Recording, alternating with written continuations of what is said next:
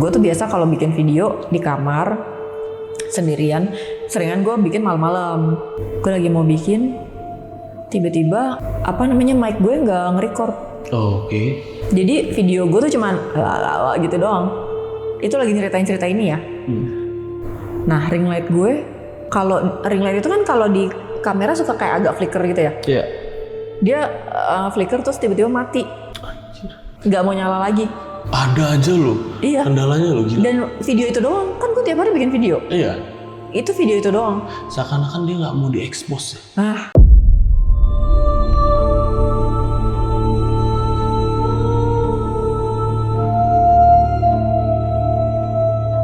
Malam itu si om ini, gue manggilnya Om A lah ya, kita sebut Om A.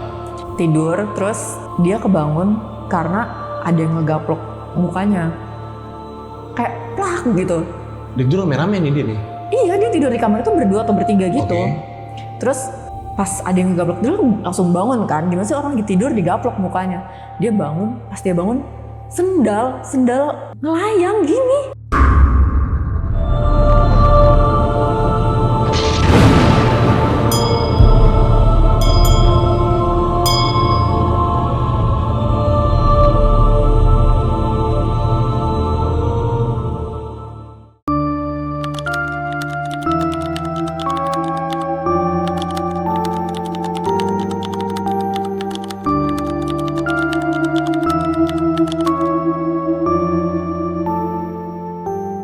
Halo teman-teman, malam ini bakal ada cerita dari seseorang yang pernah tinggal di rumah angker yang ada di Surabaya. Jadi di sana dia bersama keluarganya ini ngalamin kejadian horor yang nggak ngenakin banget. Tapi sebelumnya kenalan dulu sama orangnya di sebelah gue udah ada Kak Taca. Halo Kak.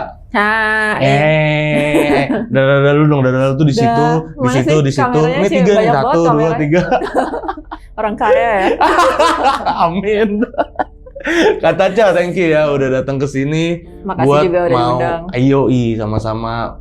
Thank you udah mau ke sini buat mau nyeritain ini.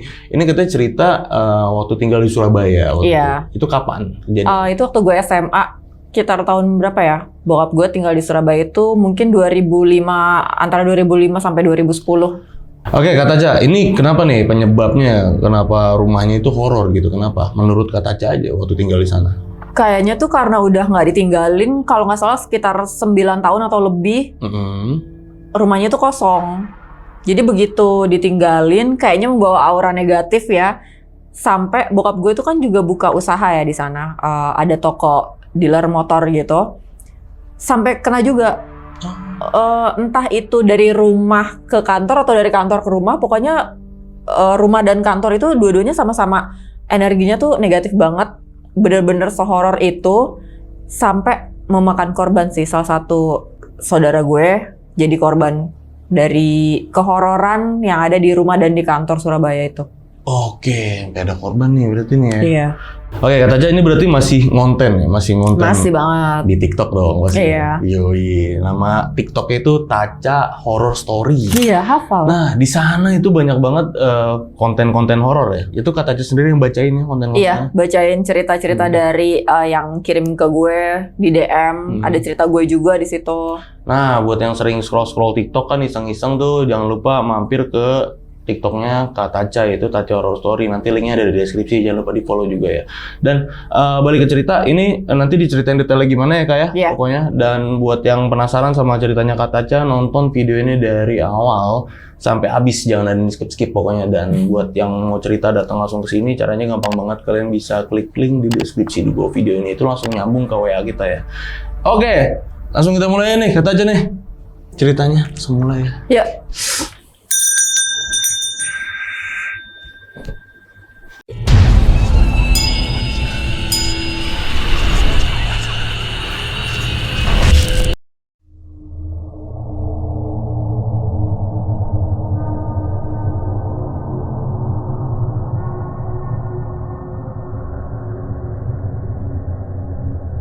Jadi gini, pertama gue disclaimer dulu ya, kan orang-orang tuh banyak yang bilang ini cuma orang Indonesia doang yang percaya hantu, makanya banyak ngalamin kejadian-kejadian serem.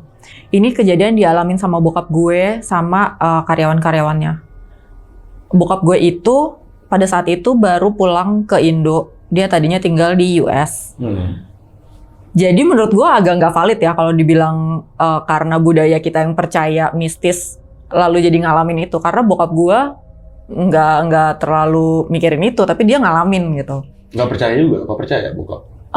Sebenarnya sih dia bukan yang kayak nggak percaya banget gitu. Cuma ya udah kalau terjadi aja gitu. Cuma dia nggak pernah yang kayak takut gitu, nggak. Lebih ke cuek. Iya, dia cuek banget.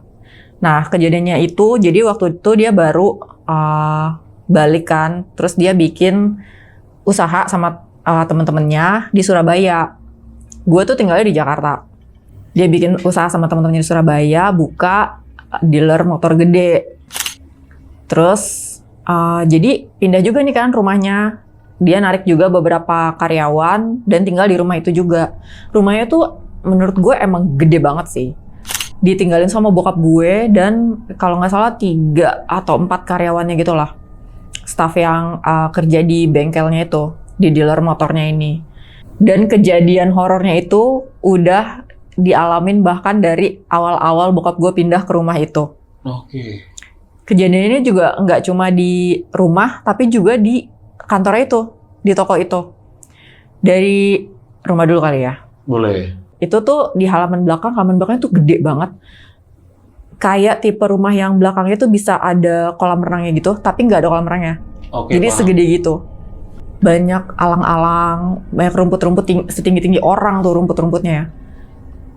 Waktu bokap gue sebelum gue sama nyokap gue bantuin di situ, bokap gue sempat beberapa hari sendirian di rumah itu. Dia motong rumput, pakai mesin potong rumput, karena bokap gue, kebetulan gue Kristen kan, jadi nggak terlalu yang kayak udah maghrib berhenti gitu, nggak terlalu ngerti gitu. Iya. Bokap gue waktu itu udah maghrib, dia masih motong rumput, pakai mesin potong rumput itu kan berisik ya. Terus ya sebenarnya kan pamali ya. Bokap gue tetap kayak gitu, terus tiba-tiba di balik alang-alangnya itu ada sosok tinggi hitam yang kayak jalan gitu. Terus bokap gue cuma ngeliat, apaan tuh? Udah habis itu nggak ada lagi, bokap gue langsung berhenti. Oke, tiba-tiba aja itu ya? Tiba-tiba aja. Bokap gue orang yang kayak nggak yang takut gimana gitu kan, tapi dia ngalamin anyway gitu. Nah, sampailah di akhir liburan itu deh, saudara-saudara gue pada mau ke Bromo. Di Jawa Timur tuh Bromo ya? Iya, Bromo. Ya, pada mau ke Bromo, jadi nginep di rumah bokap gue ini. Terus ada om gue, ada tante gue, ada sepupu gue nginep di satu kamar. Kamar tuh gede banget. Di dalam kamar tuh ada kamar mandi yang kacanya tuh selebar tembok gitu loh. Oh, terus wastafelnya gitu ya? Iya, kayak rumah lama gitu, gimana sih? Kacanya udah berkarat-karat gitu. Karena udah lama kan. Terus tidur di situ tuh ngumpul gitu. Karena kamarnya gede banget kan. Jadi udah tidur sini aja barengan gitu. Udah tidur barengan. Gue tidur sebelahan sama sepupu gue. Malam-malam gue liat sepupu gue bangun. Terus ngeliat ke arah kamar mandi. Gue pikir dia lagi ngelindur gitu kan. Cuman kayak bangun terus nanti juga tidur lagi. Udah gue tidur lagi aja. Ternyata pas paginya dia bilang, dia itu bangun. Pas dia kebangun, dia ngeliat ada sosok nyokapnya. Tapi gimana sih namanya, kita kebangun tengah malam pasti kan kayak masih agak ngantuk-ngantuk ya. Dia cuman ngeliat itu nyokapnya pakai baju putih yang dia pikir tuh anduk tadinya. Pakai kayak kimono anduk gitu, tapi panjang gitu. Masuk ke kamar mandi, rambutnya digerai. Masuk kamar mandi, terus dia mikir kan, kok masuk kamar mandi pintunya nggak ditutup. Dia nungguin kan nyokapnya keluar lagi. Nggak keluar-keluar lagi. Dan ternyata itu sama dia disamperin, nggak ada. Pas dia keluar dari kamar mandi balik, lah nyokapnya masih tidur. Anjir. Jadi dia sebelum ngecek di nyokapnya asli, dia ngecek ke kamar mandi dulu dan itu nggak ada di situ. Tapi nyokapnya sama pakai baju itu juga, pakai handuk. Enggak, itu. nyokapnya pakai kaos biasa. Pakai kaos biasa. Oh beda ya berarti ya? Iya. Ini pakai baju putih yang dia kira tadinya baju anduk itu. Jam Masuk berapa kamar kira-kira kebangun itu? Ingat nggak? Kita waktu itu tidur lumayan malam sih, karena biasa kalau lagi ngumpul-ngumpul gitu tidur malam banget ya. Kayak jam 2, jam 3-an gitu lah. Pas paginya diceritain kan, iya semalam ngeliat sih mama gini. Ternyata pas balik ada lagi tidur gitu. Wah, ternyata bokapnya dia, om gue cerita. Jadi om gue itu kan ikut sama bokap gue juga kerja di situ. Om gue ternyata pernah lagi sikat gigi di kamar mandi itu juga. Di kamar mandi yang sama? Iya, di kamar mandi yang sama. Dia lagi sikat gigi gini. Sik. Pas mau ngeliat kaca, ada di sampingnya. Cewek, rambutnya panjang, tapi mukanya kayak ngeblur gitu. Mungkin kalau orang-orang bilang mukanya rata kali ya. Soalnya dia bilang mukanya ngeblur. Itu dia langsung kayak gini lagi. Gak berani ngelihat kaca. Lanjutin sikat gigi, kumur-kumur langsung keluar dia. Anjir. Ciri-cirinya sama nggak yang dibilang om lu itu? Kemungkinan sama ya, karena sama-sama cewek, sama-sama bajunya outfit kunti gitu kan. Yang pakai baju putih panjang gitu-gitu. Kalau bayangan-bayangan gitu tuh udah nggak kehitung deh. Lewat-lewat. Gue juga jadi ruang makannya itu ngadep langsung ke halaman belakang. Oke. Halaman belakangnya itu kan akhirnya supaya mengurangi kehororan rumah itu, rumputnya semua dipendekin banget. Alang-alangnya tuh, yang tadi tinggi-tinggi. Dipendekin banget sampai bener-bener rata banget gitu. Terus bokap gue akhirnya pelihara anjing.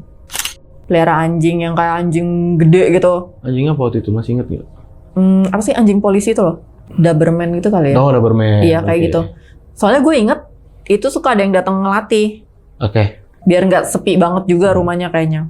Itu, pelihara itu, tapi tetap aja gue duduk di ruang makan itu, di halaman belakang itu ada kamar mandi yang nggak dipakai.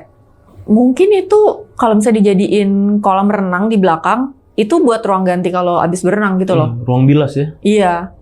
Nah, gue kalau lagi makan di dapur, di ruang makan itu ngelihat ke sana pasti ada aja yang kayak gitu-gitu mah biasa, itu udah sampai sebiasa itu. Oke.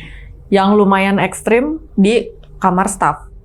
Jadi staff itu tidur berdua bertiga, ada yang berdua doang kalau nggak salah.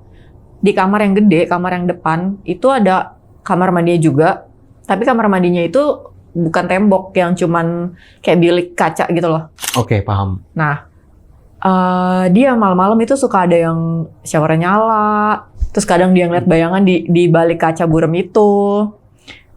Tapi paling gongnya waktu itu salah satu karyawan bokap gue ini, dia sampai antara ketakutan sama ketawa-tawa karena mereka semua cowok kan. Ini pas keluarga gue lagi nggak ada di situ nih, cuman ada bokap gue sama pegawai-pegawainya dong. Malam itu si om ini, gue manggilnya Om A lah ya, kita sebut Om A. Tidur, terus dia kebangun karena ada yang ngegaplok mukanya. Kayak plak gitu. Dia tidur rame-rame nih dia nih? Iya, dia tidur di kamar itu berdua atau bertiga gitu. Terus pas ada yang ngegaplok, dia langsung bangun kan. Gimana sih orang lagi tidur digaplok mukanya. Dia bangun, pas dia bangun, sendal ngelayang gini. Hah? Ngelayang. Bisa anjir. Itu ekstrim banget sih menurut gua. Terus dia langsung baca-baca, abis itu sendalnya jatuh. Anjir. Seganggu itu. Swallow Swallow. Boleh nyebut merek ya? Boleh dong. Swallow. Swallow melayang. Lumayan kan digaplok swallow. Iyalah. Terus udah setelah gangguan-gangguan itu, jadi agak mungkin mereka jadi kayak kurang fokus ngerjain kerjaan di kantor gitu kali ya. Tapi ada ini nggak Kak, penyebabnya kenapa dia bisa diganggu sampai digaplok gitu, ada nggak? Om bilang waktu itu kenapa dia bisa ngapain kayak waktu itu? Kayaknya sih nggak ada ya, soalnya di rumah itu tuh ada yang udah nikah. Ya nggak ngaruh ya. Nggak ngaruh. Nggak, maksudnya abis ngomong apa gitu, dia abis ada kesebut apa. Emang kayaknya iseng aja. Mungkin karena rumah itu ini kayaknya salah satu yang dibilang orang-orang ya, bokap gue masuk rumah itu nempatin aja langsung. Nggak ada acara didoain. Kan di agama gue juga sebenarnya ada ya. Kalau masuk rumah bikin acara doa gitu buat ya biar rumahnya lebih terberkati aja lah gitu. Tapi bokap gue nggak ngelakuin itu. Dia ya udah tinggal aja gitu. Akhirnya di bulan ketiga setelah mereka buka si toko ini, di tokonya ini juga ternyata serem juga. Oke. Karena deketan nggak sama rumah? enggak, mungkin jaraknya 20 menitan. Oh, ya emang jauh ya. Iya. Kenapa tuh di tokonya? Di tokonya ini bokap gue juga ngerasa ada sesuatu. Jadi ada lift barang kan. Di lift barang itu karyawannya sering kayak digangguin berupa suara atau ngelihat sosok tinggi hitam gitu. Lift barang, cuy, gue sih kayak lift barang bengkel tuh kan yang kayak besi-besi gitu tau kan? Iya, kerangka dong. Iya. Terus banyak tumpukan barang-barang gitu kan. Cuman ya gimana ya, mungkin karena mereka bukan orang yang terlalu ayo kita usir ini gitu. Jadi didiemin gitu. Yang lucunya setelah 3 bulan bokap gue tuh baru nyadar. Ini tuh di toko ini belum ada pembelian sama sekali. Belum ada penjualan. Sama sekali 0. Gak ada. Terus yang lain kan pada, ini ada hubungannya nggak ya sama gangguan-gangguan di rumah, sama apa yang sering kita lihat di toko ini juga. Soalnya yang lihat tuh si orang-orang yang tinggal di rumah bokap gue kan pegawainya juga kerja di situ juga kan. Mereka tuh lumayan bingung sih, kok ini kita di rumah digangguin, di toko juga digangguin gitu kan. Terus akhirnya bokap gue satu hari memutuskan untuk pergi ke apa ya kita bilangnya, orang pinter lah ya. Itu masih keluarganya nyokap gue. Oke. Nah ini gue ikut. Jujur gue tuh bukan orang yang percaya sama gini-ginian juga tadinya ya. Waktu itu lu kelas berapa Kak? Kelas 3 ya? Itu udah SMA. SMA kelas 3, kelas 2 ya? Kelas 3 kalau nggak salah, adik gue juga udah SMA. Udah cukup inilah ya, udah masih inget banget ya. Iya. Gue ikut tuh ke rumah si Mbah ini. Rumahnya di daerah Manggarai itu gue inget. Jadi bokap gue ke Jakarta dulu waktu itu. Buat demi ngurusin ini, karena bingung banget. Bener-bener nggak ada, jangankan penjualan ya. Orang masuk ke tokonya pun nggak ada. Seriusan? Nggak ada satupun. Jadi kan mikir, kok bisa nggak ada orang masuk nih? Diinget-inget dari pembukaannya tuh nggak ada. Bukan cuman nggak ada penjualan, tapi nggak ada orang datang. Datanglah nih ke Manggarai. Gue, nyokap gue, bokap gue, sama adik gue. Gue juga bingung kan, ngapain nih kita ke rumah si Mbah ini. Gue nggak pernah kenal sama Mbah itu. Cuman gue emang sering diceritain sama nyokap gue. Kalau ada keluarganya yang ngerti hal-hal kayak gini gitu. Pas datang, dibukain langsung nih pintunya sama dia sendiri. Kita ngetok gitu kan, Assalamualaikum gitu. Mbahnya buka pintu. Oh, dia gitu. Gue yang, apa nih Mbah kok tiba-tiba? Oh, kenapa tokonya? Oh langsung gitu. Gue yang, mungkin nyokap gue cerita kalian. Enggak, ternyata nyokap gue cuma bilang mau sowan gitu. Apa sih? Mau sowan tuh mau mampir, mau berkunjung gitu kan. Tapi dia pas buka pintu langsung gitu. Kenapa tokonya? Ini Mbah, sepi gitu. Iya, tahu kok. Udah duduk sini, terus masuk ke rumahnya. Ngobrol tuh kayak nanyain gimana, sehat, kabar gimana. Ini bukan Mbah gue langsung ya. Jadi emang saudara agak jauh gitu. Sambil ngobrol, gue merhatiin si Mbah ini ngambil bolpen sama kertas, nyoret-nyoret sendiri gitu. Iya, gimana emang ada apa tokonya? Kapan bikin tokonya? Toko apa gitu, nanya-nanya kayak gitu. Dia sambil nyoret-nyoret gini. Oh iya. Udah selesai ngomong, dia kasih kertasnya nih ke kita. Ini loh, dia bilang. Ini toko kamu kan? Hah? Dia gambar denah. Dia gambar maps toko bokap gue. Anjir. Ada di jalan apa, deket sininya ada kali, deket sininya ada apa, ada toko apa lagi gitu. Wow. Gue, apa nih? Gue seumur hidup nggak pernah datang ke tempat kayak gitu, nggak pernah nemuin orang dengan kemampuan kayak gitu. Jadi gue lumayan shock kan, pas lihat, terus bokap gue yang, iya Mbah, iya benar Mbah, benar gitu. Si Mbah itu bilang, ini kan toko kamu. Mbah itu padahal udah tua banget sih. tapi ngomongnya tuh yang tertata gitu loh. Ini toko kamu, ini ada toko yang mirip-mirip juga, tapi sebenarnya bukan saingan kamu, katanya gitu. Di sini ada kali ya? Iya. Di sini ada pasar ya? Di sini ada kuburan ya? Tokonya 3 lantai ya? Ada ini, di atasnya ada ini. Pokoknya dia ngejelasin tuh semuanya. Terus bokap gue membenarkan itu semua. Abis itu mbah gue bilang, oh iya, ini ada yang taruh tanah kuburan di toko kamu. Terus gue yang, tanah kuburan buat apa? Tapi kan gue nggak berani nanya-nanya ya. Terus bokap gue yang bingung juga kan, tanah kuburan buat apa mbah? Gitu. Ada saingan bisnis di situ. Dia ngerasa ini bisa jadi pesaingnya karena letaknya lebih strategis dan segala macam itulah. Jadi dia ngerjain kamu. Dia pakai tanah kuburan, ditabur di depan tokonya. Kan lumayan aneh ya, maksud gue dealer itu kan gede.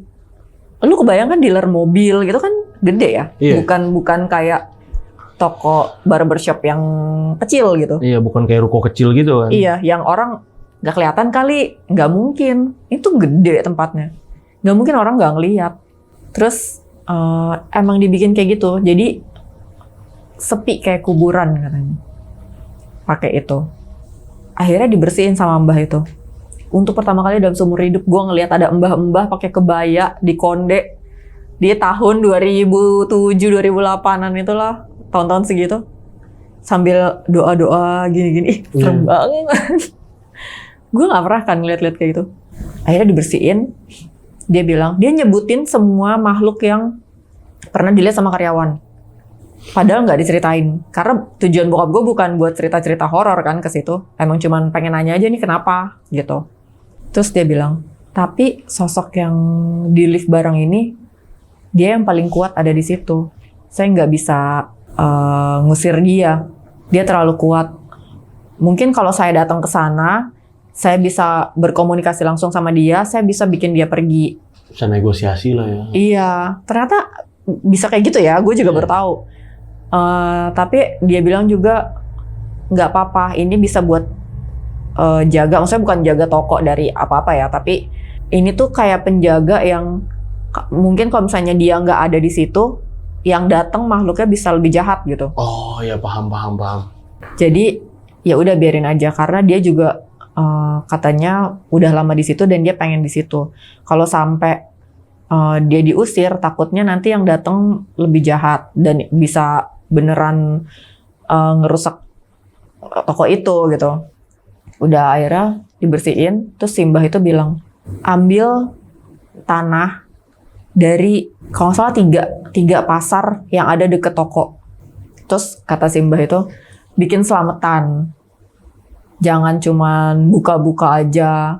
Kita juga mesti kan izin kanan kiri biar orang juga kayak menjalin silaturahmi lah sama lingkungan. Bikin selamatannya di rumah atau di toko? Di toko. Di toko waktu itu nyuruhnya. Waktu itu mbah gue nih nggak diceritain soal yang di rumah. Oh belum. Terus bikinlah selamatan. Terus suruh ngambil tanah pasar, taruh di atas genteng. Itu kalau nggak salah ada 3 pasar yang ngelilingin toko. Kan pasar rame. Harapannya tokonya akan rame kayak pasar dan ngalahin si tanah kuburan itu.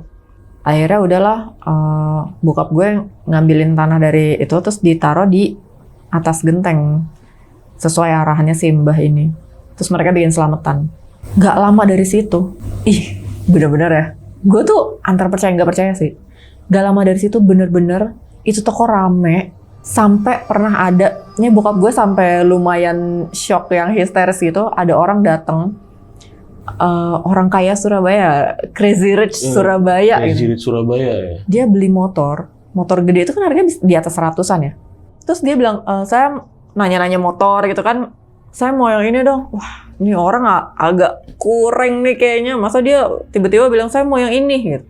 Saya bayar cash. Ih, duit dari mana lo gitu kan. Dibuka tasnya. Ini meja kasir nih. Dibuka tasnya. Seret. Brak. Cash anjir. Joy. Tuh langsungnya, wah gila nih. Ini bener-bener bokap gue ngelakuin apa yang dibilang Mbah itu. Rame langsung tokonya. Maksudnya bukan yang rame tiba-tiba orang antri-antri di jalanan ya, enggak. Tapi selayaknya toko gitu. Ada yang beli. Ada yang beli. Ada yang nanya-nanya. Ada yang nanya-nanya. Orang tiap hari ada yang datang, nongkrong di situ. Biasa kan kalau kayak gitu mengandalkan komunitas juga ya. Bener. Itu ada komunitas-komunitas mulai datang ke situ, kenalan. BTW anyway, ini mogenya moge apa ya? Masih ingat nggak? Moge kan banyak. Bokap gue mainnya di Harley sih. Harley ya? Oke. Ya Cuman- komunitasnya kuat sih itu. Iya, cuman waktu itu gue lupa di tokonya itu tuh jualannya Harley doang atau enggak. Oke. Soalnya kalau nggak salah tuh bokap gue kuliahnya yang waktu dia dari US itu kuliahnya teknik mesin Harley gitu. Nah, iya mungkin Harley kali ya. Terus udah hidup tokonya ada si orang beli, ada komunitas segala macam. Cuman rumahnya aja masih angker. Itu sampai yang gue lagi baca-baca aja waktu itu. Gue suka banget baca buku kan. Oke. Kapan nih? Malam, pagi? Waktu itu gue ngalaminnya malam. Oh, baca buku malam-malam. Gue lagi baca di ruang tengah. Jadi waktu itu kursinya itu apa sih? Kursi yang lo tau gak ya? Kursi zaman dulu yang rangkanya tuh besi. Terus kursinya tuh dari kayak kabel-kabel gitu, bukan kabel apa ya? Iya tahu gue. Kayak string Kayak gitu. karet gitu kan? Iya kayak karet. Iya, kayak karet. Bisa Iya. melar kan kalau kita ini. Kalau kita Warna-warni. bangun dia kencang lagi gitu Iya. kan? Ya tahu gue. Gue pikir rambut gue kesangkut itu. Oke. Karena kan emang suka nyangkutin rambut ya kayak gitu. Kalau kesangkut kan dia akan kayak set gini kan. Ini tuh kayak kerasa ada yang narik main-mainin gini. Gue langsung, ini apa? Gue nengok gini nggak ada. Gue langsung yang jangan ganggu. Barang dipindah-pindahin tuh sering banget. Kalau mindahin barang ya, misalnya nyokap gue naruh piring di apa sih kitchen set gitu, kan namanya baru pindah pasti semua barang kan masih kepack di satu tempat kan. Misalnya kayak piring ya udah di situ aja piring, gelas ya udah di situ aja gelas. Ini tuh bisa tiba-tiba kok nggak ada, ini di mana? Pas dicari, taunya di halaman belakang. Siapa nih yang habis dari sini? Nyokap gue udah ngomel-ngomel kan. Dikira anak-anak bokap gue pada ngerokok, ngopi, gelasnya taruh sembarangan. Nggak ada. Gue pernah waktu itu di kamar mandi yang di belakang itu kan ada toiletnya. Jadi ceritanya, gue nggak berani buang air di kamar mandi bokap gue. Gue nggak berani buang air di situ. Jadi gue ke belakang, yang ngadep ke halaman belakang. Gue di situ, gue cuman lagi berdua sama adik gue. Gue lagi di kamar mandi gitu kan, nongkrong gini. Tiba-tiba ada yang lewat di depan gue. Padahal itu siang-siang loh. Gimana lewat ya? Jadi ini kamar mandi itu toilet lah, bukan kamar mandi, toilet. Toiletnya tuh nggak terlalu gede, kecil kayak cuman ya udah toilet aja sama Kloset. ada kloset sama ada Ember. Ember. gitu, ember. Iya, terus gue lagi duduk gitu kan, lagi nongkrong. Tiba-tiba di antara rumput-rumput itu, rumputnya aja gerak. Gue pikir tadinya gue halu. Gue pikir tadi gue halu kan, dia bergerak ini. Sat. Rumputnya gerak. Gue langsung ya, mama. Langsung, beres-beres gue langsung masuk ke dalam. Gue sampai kayak, anjir. Itu kalau ada orang, gue malu sih. Pakai celana buru-buru gitu loh. Masuk ke dalam rumah, gue nggak berani lagi di situ. Apaan yang lewat tuh, lihat gak sosoknya? Cewek pakai bajunya panjang gitu, terus mukanya nggak nengok gue, lurus aja gitu, lurus. Tapi kayak antara ada dan enggak gitu loh. Bukan, kita manusia kan kayak gini ya, padet gitu. Kalau lewat pasti kelihatan gitu. Ini enggak, kayak lu ngelihat bayangan tapi ada warnanya. Oke. Kayak transparan gitu. Iya. Kayak bayangan-bayangan hantu kalau lo lihat di film-film gitu lah. Hologram gitu ya. Iya, gue pikir tadinya gue kebanyakan berhalusinasi. Tapi rumputnya gerak nih, keseret ini sama dia. Aduh, itu yang kayak gitu-gitu sih. Suara anak kecil juga pernah Suara anak kecil. manggil. Kalau anak kecil tuh biasanya manggil. Nyokap gue tuh sering, dia sering ngomel-ngomel gitu kan. Apa sih, jangan manggil-manggil dikit-dikit mama gitu kan. Biasa nyokap emak-emak gitu. Gak ada yang manggil. Ini nyokap gue denger ada anak kecil, Ma gitu. Oh iya. Terus gue pernah juga di garasi. Gue lagi duduk. Ngapain? Jadi garasinya tuh model garasi ketutup. Yang di garasi itu ada toilet atau kamar ya, kamarnya kecil gitu. Kayaknya tuh buat gudang waktu itu. Jadi dipakai buat naruh-naruh barang doang. Gue lagi di situ sendirian. Lagi ngapain sendirian di situ? Nggak tahu kan, gue gabut aja. Hah, seriusan? Gue tuh kalau ke Surabaya itu kalau lagi libur sekolah, misalnya weekend, Sabtu Minggu gue Surabaya. Nanti Minggu malam gue balik lagi. Kadang gue naik pesawat sendirian. Ada aja panggil Tasya. Kan gue di rumah panggilnya Tasya kan. Tasya gitu. Terus gue, apa nih? Gue nengok gak ada orang. Terus gue teriak, Ma, apaan? Gue nyokap gue kan kalau teriak kenceng banget kan. Apaan? Mau manggil? Enggak. Terus nyokap gue tuh penakut. Jadi gue kalau kayak gitu itu nggak pernah berani langsung cerita ke nyokap gue. Mau manggil? Enggak. Kenapa sih?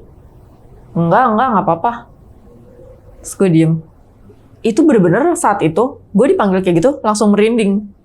Kan kalau lu salah denger ya udah aja gitu kan. Ya berlalu aja gitu. Iya. Ini beneran langsung merinding.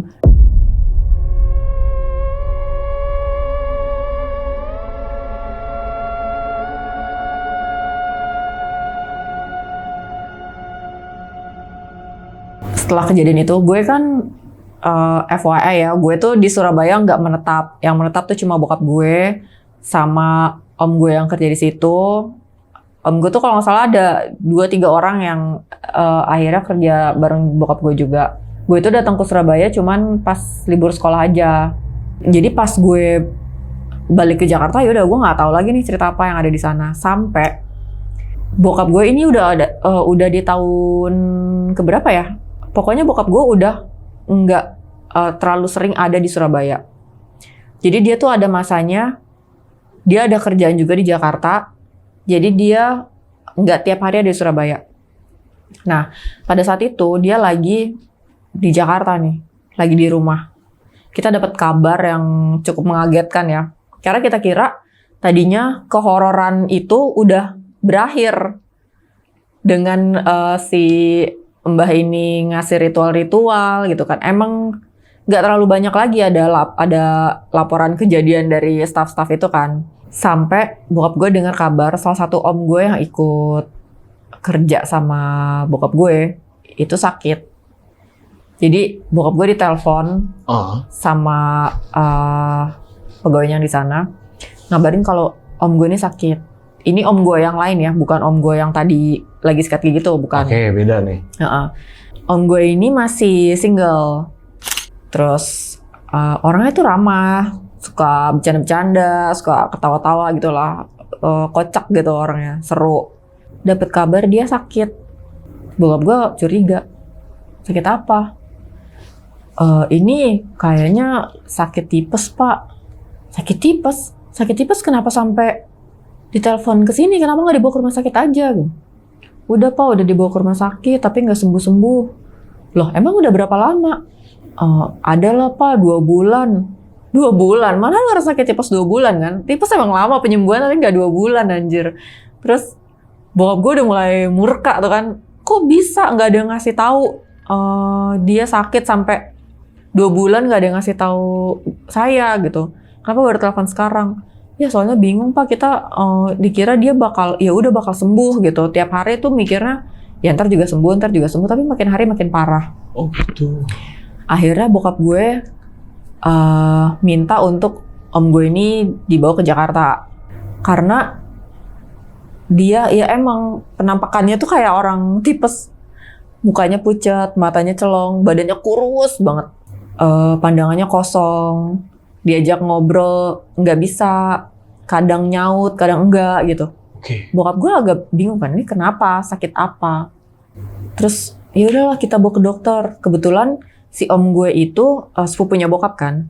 Bokap tuh akhirnya nanya lah ke keluarga besarnya, ke tantenya itu, gimana nih, mau dibawa ke rumah sakit? Ya udah kita bawa ke rumah sakit lah, mau gimana lagi, bawa ke rumah sakit, berobat. Tiap kali ditanya dokter, enggak ini kayaknya lemes karena kurang makan gitu. Enggak, ini enggak kenapa-napa kok, demam aja, ini demam gitu. Emang kadang badannya panas.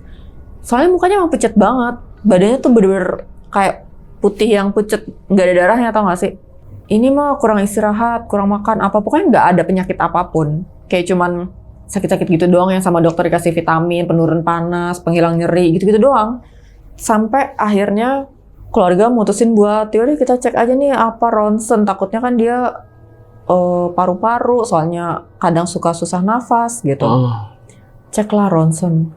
Nah di situ ternyata dokter nemuin ada paku di paru-parunya. Paku kecil yang kayak buat kerudung gitu loh. Kan buat kerudung ada yang pakai jarum pentul, ada yang pakai paku, gue nggak tahu namanya apa ya, paku kecil yang kecil banget itu. Kayak paku tusuk konde gitu loh model-modelnya. Iya pokoknya paku kecil lah gitu. Terus ada kayak gituan, dokter juga bingung kan. Bu maaf, ini sepertinya bukan penyakit medis. Keluarga kaget dong. Karena ya keluarga bokap gue tuh tipe yang nggak terlalu percaya kayak gitu-gitu ya. Apalagi si tantenya bokap gue ini, dia tuh muslim dan pada saat itu udah haji. Jadi kayak, apa nih kayak gini-gini gitu. Enggak lah, jangan percayalah kayak gini-gini. Ya tapi dokter aja udah ngomong gitu. Dokter udah ngomong ini bukan penyakit medis, mungkin bisa dibawa ke pengobatan lain. Iya. Karena udah nggak mungkin banget ada paku di dalam paru-paru, itu udah nggak mungkin kan. Makanya dokter bisa berasumsi ini mungkin bukan medis, jadi gitu kan. Gue tuh kayaknya dulu sempat lihat sih hasil ronsennya itu. Terus akhirnya bokap gue memutuskan untuk ini berarti udah bukan urusan dokter. Udah bukan masalah medis, kita harus bawa ini ke orang pintar. Lagi-lagi bokap gue pergi ke orang pintar, tapi bukan si mbah yang tadi. Ini ada kenalan bokap gue yang bisa nangkal apalah guna-guna pelet kayak gitu-gitu.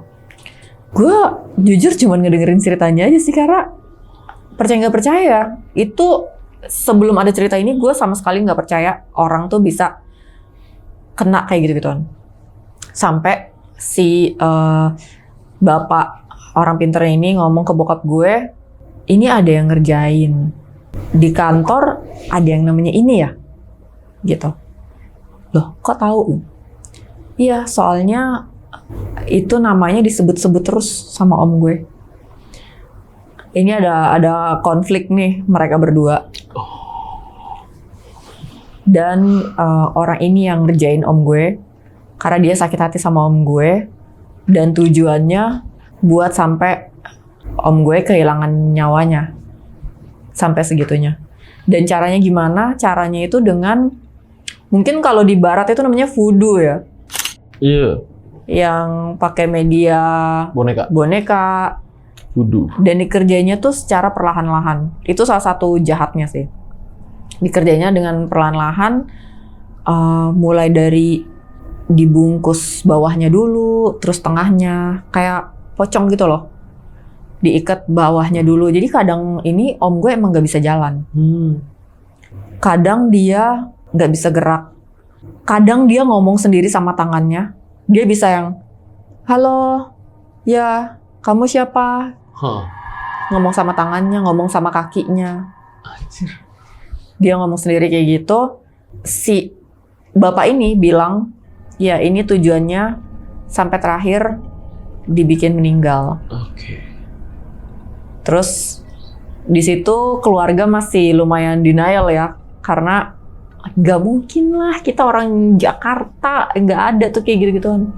Tapi karena dokter juga udah lepas tangan, ya udah ini bolehlah kita coba gitu.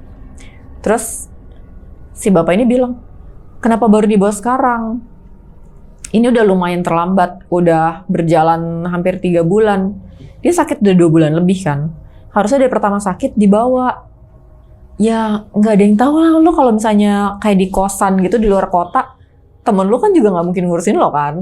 Lo nggak masuk kerja karena sakit juga orang nggak akan terlalu gimana-gimana banget sama lo. Dibilang iya ini padahal dia ngerjainnya secara bertahap. Tapi ini udah sampai tahap yang hampir terakhir. Kemungkinan hidupnya mungkin cuma tinggal 10%. Di situ juga masih denial tuh keluarga kayak nggak mungkin. Soalnya om gue dia bukan kelihatan kayak orang sakit yang sakaratul maut gitu loh. Dia cuman kadang nggak bisa diajak ngobrol, kadang kakinya nggak bisa bergerak. Ternyata kata si orang pintar itu kayak gitu karena dia dibungkus perlahan, dibungkus kakinya, dibungkus badannya, dibungkus tangannya. Terus dia bilang ini terakhir dia akan dipocong kepalanya. Idih. Dan ketika itu terjadi, dia nanti akan nggak bisa dengar. Kalau diajak ngobrol, dia akan matanya kosong aja. Itu dia nggak bisa dengar karena dia udah dipocong. Percaya nggak percaya ya, tapi itu beneran. Dia bilang, cepet bawa ke sini lagi. Saya nggak bisa ritualin sekarang, tapi harus secepatnya. Terus bokap gue kan bilang, oh ya udah nanti diomongin dulu sama keluarga. Iya, tapi jangan lama-lama. Ini nggak nyampe seminggu sih dia bilang gitu. Nggak nyampe seminggu, kalau lewat dari seminggu bisa lewat nih orang gitu. Akhirnya bokap gue rembukan sama keluarga, oke kita ritual gitu. Saat itu si om gue ini udah nggak bisa dengar. Terus semua udah deg-degan kan. Duh, udah nggak bisa dengar, dia dipanggil udah nggak nyaut, udah diem aja gitu, diem. Dan kata orang itu emang udah dibungkus. Dan sedihnya belum sempat untuk kita balik ke si bapak orang pintar itu, om gue meninggal. Oh my god. Dan itu untuk pertama kalinya gue percaya kalau ada hal-hal yang bisa dikerjain ke orang lain karena dendam apalah segala macam itu. Sejak itu juga karyawan bokap gue mulai ninggalin toko itu satu persatu. Iya. Rumah juga? Rumah iya, soalnya bokap gue waktu itu udah sempet pindah ke rumah yang lebih kecil. Terus habis itu bokap gue udah full di Jakarta. Jadi bokap gue buka sendiri waktu itu jadinya. Terus ya udah, mereka yang pada ikut bokap gue tadinya ke Surabaya itu jadi kerja sama bokap gue di Jakarta. Udah nggak ada yang di sana karena menurut mereka juga rumahnya bad vibes, kantor juga bad vibes, semuanya energinya nggak ada yang, semuanya energinya negatif sih. Terus akhirnya gimana tuh pas pemakaman aman kan, tapi pemakamannya? Pemakamannya aman, alhamdulillah. Terus orang yang yang ngerjain dia? Ya itu karena tadinya tuh kalau misalnya ritualnya dilakuin, kalau nggak salah tuh sempat dibilang yang kayak gitu-gitu tuh kalau misalnya dicabut dari orang yang korbannya ini, kalau dicabut tuh bisa dibalikin ke yang ngirim. Iya, pernah denger. Ya. Tapi karena ritual itu nggak sempat dilakuin, jadi ya udah hilang aja gitu. Anjir. Tapi terakhir rumahnya berarti udah nggak di situ lagi ya, bokap ya? Enggak. Berarti kayak Kak Taca dulu yang keluar dari rumah itu, baru terakhir bokap sama staff-staffnya baru pada keluar tuh mereka tuh. Iya. Satu persatu. Rumahnya masih ada nggak sih? Rumahnya masih ada sih, harusnya masih kompleknya. Gue waktu itu pernah ngupload di TikTok gue salah satu cerita ini, nggak semuanya sih, gue cuma ngupload dikit doang, yang digaplok sendal itu. Terus ada yang nebak loh kompleknya. Bener. Jadi kayaknya iya bener. Kayaknya komplek itu emang terkenal yang sepi gitu. Tapi sekarang udah aman ya di rumah yang sekarang ya. Di rumah orang tua yang di sini udah aman ya. Berarti nggak ada kejadian-kejadian. Ada sih. Ada juga. Ada. Lah, ngeri banget. Banyak. Banyak apa nih? Banyak yang di rumah gue tuh. Banyak. Berarti masih banyak lanjutannya harusnya ceritanya. Kalau yang di rumah sini iya. Yang di rumah sini. Banyakan yang cerita di sini apa yang di Surabaya? Kalau yang di rumah gue tuh banyak gue yang ngalamin, tapi nggak yang ekstrim sampai nyentuh gitu. Oh, kalau di Surabaya itu ekstrim itu. Iya, itu sampai mereka main-main santet, manggil-manggil kayak gitu-gitu. Tapi di rumah ini ada juga ya tapi ya? Ada. Oke. Dan kan Kak Taca masih konten horor ya? Masih. Banyak yang ngirim cerita ya? Banyak. Ada nggak satu cerita dari TikToknya Kak Taca lah, atau dari kiriman penonton ya, menurut Kak Taca, anjir nih cerita serem nih, paling serem nih, ada nggak kira-kira? Kiriman temen atau dari cerita temen terserah, nggak harus paling serem, memorable lah intinya, masih yang terkenang sampai sekarang. Lumayan memorable ya. Apa? Ceritain deh dari awal.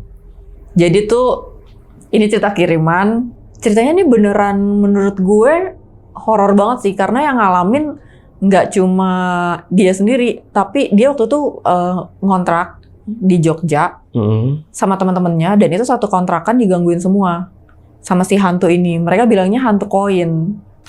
Hantu koin? Iya. Kenapa tuh? Karena tiap hari ada yang lempar-lempar koin ke jendela, ke pintu. Oke. Koin uang, koin biasa.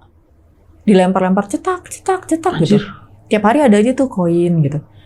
Kan dikira ini si ini kali. Enggak ada. Sampai mereka lihat sendiri ada beberapa sosok yang mondar-mandir di situ. Dan ini ngelihatnya kayak biasanya nggak dalam waktu bersamaan. Kayak lu kemarin ngelihat ada anak kecil di sini, terus siapa lagi ngelihat ada cewek di sini. Dan rupanya mereka itu sekeluarga hantu di situ ya. Beneran sekeluarga. Nah, yang mainin koin itu anak kecil. Oh. Nah, itu mereka pernah satu hari dibilang, hati-hati lo, nanti ada dilempar koin lo gitu. Terus beneran mereka semua lagi ngumpul di rumah itu malam itu. Komplit nih semuanya, kalau nggak salah 6 orang deh. Dilempar, cetak. Terus pada, lu denger nggak? Gitu. Akhirnya mereka ngumpet. Dan pas mereka ngumpet di kamar masing-masing gitu. Pas mereka ngumpet di kamar masing-masing, gangguannya malah makin kenceng. Terus akhirnya mereka semua keluar, terus ngumpet di satu kamar karena saking takutnya.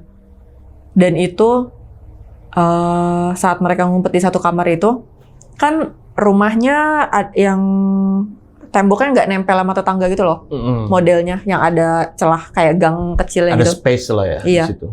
Di situ ada sosok laki-laki yang lewat. Ya masa maling? Bukan dong. Sosoknya ini mereka tahu itu bukan orang. Dan itu waktu sosok itu kerasa datang, kayak langkah kakinya kedengar gitu, si koin ini berhenti. Tapi kalau si sosok ini nggak ada, koin ini ada lagi, ngelempar-lempar lagi. Itu dilemparin terus, sampai beneran di lantai tuh banyak koin. Serius, asli tuh? Iya. Sempet difoto nggak sih sama orangnya? Enggak Sempet ya? Enggak. Udah lama itu cerita ya? Udah lama, waktu dia kuliah kalau nggak salah deh. Nah, yang tainya, gue pas mau nyeritain itu, jadi dia kan ngiriminnya tuh voice note. Oke, VN. Di WhatsApp. Kita bikin grup gitu nih. Terus dia bikin voice note. Gue tuh chat sama mereka sampai kayak jam 3 pagi gitu kan. Waktu itu cerita gue tuh lagi ada yang FWP soal kalau malam-malam dengar suara srek-srek orang nyapu di luar, jangan keluar gitu. Soalnya itu bukan orang nyapu, itu suara rambut kuntilanak yang kesapu di tanah gitu. Terus dia langsung yang, lu kan pernah cerita kayak gitu ya? Dan itu pas dia lagi VN, dia bilang itu ada suara srek-srek itu, terus dia keluar. Dia pada saat itu lagi di Jogja. Dia keluar dan gak ada siapa-siapa. Gak ada apapun. Dan pas gue mau nyeritain itu, kan gue tuh biasa kalau bikin video di kamar sendirian, seringan gue bikin malam-malam. Waktu itu tuh jam berapa, di atas jam 10 lah gue bikin video. Gue lagi mau bikin, tiba-tiba mic gue nggak nge-record. Oke. Jadi video gue tuh cuman gitu doang. Itu lagi cerita ini ya. Nggak nge-record tuh video gue. Udah, gue mikir, ya elah males banget, udah lah gue ulang lagi. Nggak nge-record lagi, sampai 3 kali. Itu sampai gue copot mic-nya. Nggak salah, gue pakai dari handphone aja.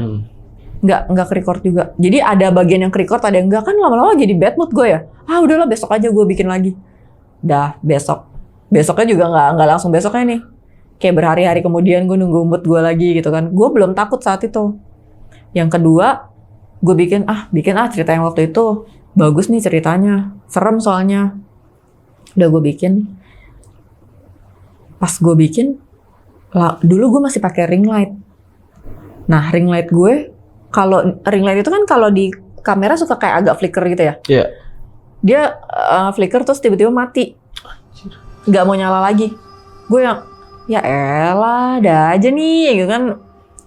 Mati lagi ring light gue, apa karena udah lama ya? Ya udahlah, tar aja lah gue bikin video lagi. Ya mau gimana, nggak ada lampu.